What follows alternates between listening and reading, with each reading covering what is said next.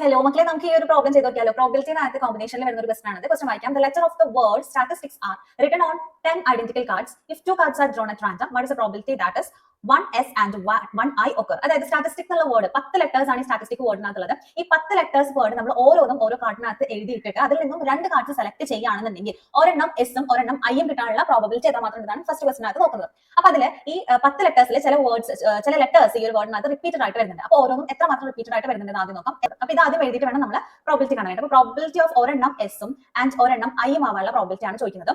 എസിന്റെ കേസ് എടുക്കുകയാണെന്നുണ്ടെങ്കിൽ S total 3 എണ്ണാണുള്ളത്. അപ്പോൾ ടോട്ടൽ 3 നിന്നും കോമ്പിനേഷൻ ഓഫ് ഒരെണ്ണം സെലക്ട് ചെയ്യാൻ ദെൻ ആൻഡ് വരുമ്പോൾ ഇൻഡു ഓപ്പറേഷൻ ആണ് വരുന്നത്. ദെൻ ഒരു ഐ ഇവിടെ പറഞ്ഞിട്ടുണ്ട് 2 ടോട്ടൽ ഐയിൽ നിന്നും കോമ്പിനേഷൻ ഓഫ് ഒരെണ്ണം സെലക്ട് ചെയ്യാൻ ഡിവൈഡഡ് ബൈ ടോട്ടൽ 10 ലെറ്റേഴ്സ് ആണ്, അതിൽ നിന്നും കോമ്പിനേഷൻ ഓഫ് 2 സെലക്ട് ചെയ്യാൻ. അപ്പോൾ ഇതിന്റെ ആൻസർ എങ്ങനെ വരിക? 6 ഡിവൈഡഡ് ബൈ 45 ആണ് വരിക. Then that is equal to 2 divided by 15. ഇതാണ് കേട്ടോ ആൻസർ വരിക. ഇനി 2 ക്വസ്റ്റ്യനും കൂടി ഉണ്ട് ഇതിനകത്ത്. അത് നിങ്ങൾ ചെയ്തിട്ട് ഇതിന്റെ ആൻസർ കമന്റ് ചെയ്യാം കേട്ടോ.